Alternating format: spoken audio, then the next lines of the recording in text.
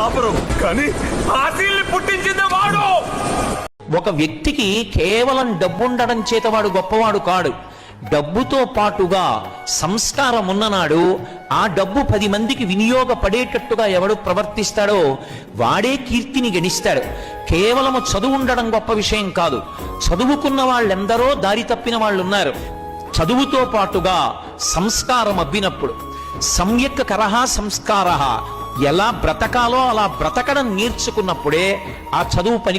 మనం ఎంత పైకి ఎదిగితే అంత తగ్గి ఉండాలి, ఎంత ఎదిగితే అంత తగ్గి ఉండాలి. There is no alternative to humility. కలిసిమెలిసి ఉండాలి. మన ప్రయాణం ఎక్కడి నుంచి మొదలు పెట్టాం గుర్తుపెట్టుకోవాలి. ఇది చాలా చాలా మనందరికి అవసరం. చుట్టుపక్కల మంచి మెంటర్స్ పెట్టుకోండి.